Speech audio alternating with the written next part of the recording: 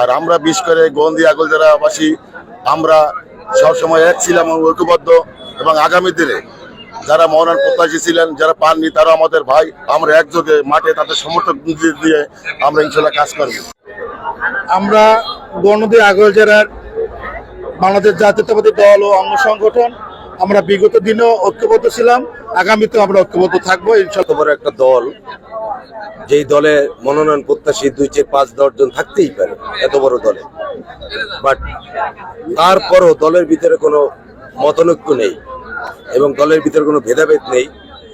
তো আমার আরেকটা মেসেজ হলো এই যে যারা দলীয় পক্ষ প্রতিপক্ষর যে নেতাকর্মী আছে এদের ভিতরে কোনো মতনৈক্য নেই, এই মেসেজটা হলো আমাদের সবচেয়ে বড়। এবং ইতিমধ্যেই আমাদের সাথে এই গ্রুপিং এর রাজনীতিতেও আমাদের সাথে অনেক নেতা কর্মীরাই ইতিমধ্যে আমাদের কাছে ফোন দিয়ে যোগাযোগ করেছে, তারাও আলহামদুলিল্লাহ বলেছে।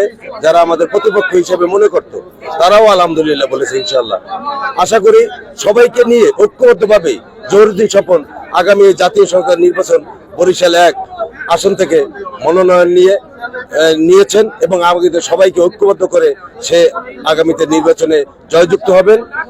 আপনারা দেখেছেন যে চারদিক থেকে যে গণজোয়ার বাংলাদেশ জাতীয় দলের পক্ষে, সেটা আপনারা ইতিমধ্যে আপনারা দেখেছেন।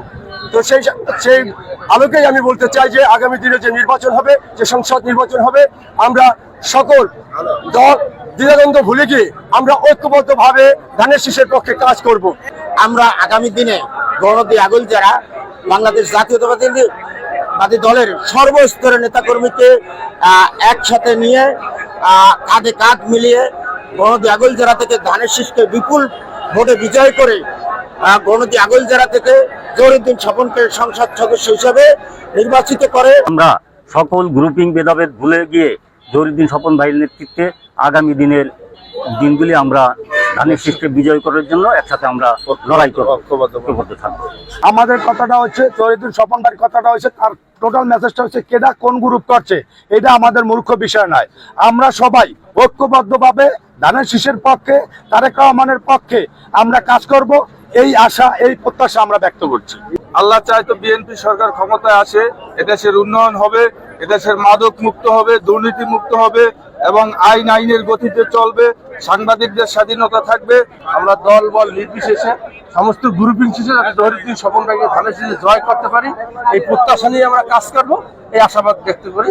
আমাদের আগামীর বিএনপির রাজনীতিতে আমাদের যে গ্রুপিং আছে সবকিছু ভুলে গিয়ে সবার ঊর্ধ্বে জহিরুদ্দিন স্বপন ভাই আমাদের সকলকে নিয়েই আগামী পথ চলে ইনশাল্লাহ ধানের শীষ প্রতীককে উজ্জীবিত করবে।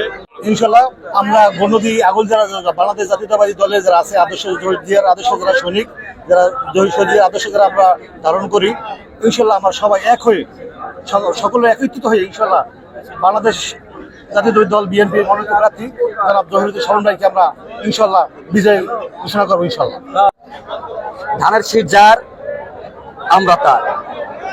আমরা তরুণ প্রজন্ম, আমি বারবার একটা কথা বলি, বাংলাদেশের মোট ভোটারের 75% তরুণ ভোটার। এই তরুণ প্রজন্ম আমরা ঐক্যবদ্ধভাবে যেভাবে খুনি ফ্যাসিস্ট হাসিনাকে বাংলাদেশ থেকে বিতাড়িত করেছি জনাব তারেক রহমানের দিক নির্দেশনায়, ঠিক একইভাবে এই গণদি আগলঝাড়াকে বরিশাল 1 আসনকে ঐক্যবদ্ধ করে জনতার আশা আকাঙ্ক্ষার মূত প্রতীক জনাব জহিরুদ্দিন স্বপন স্যারকে আমরা ধানের শীষ প্রতীকে ভোট দিয়ে সর্বপ্রথম বিজয়ী করব ইনশাআল্লাহ। আমরা সামনে আশাবাদী, দলে দলে জয়যুক্ত হয়ে সব দলমত নির্বিশেষে জহিরুদ্দিন স্বপন ভাইকে জয়যুক্ত করব।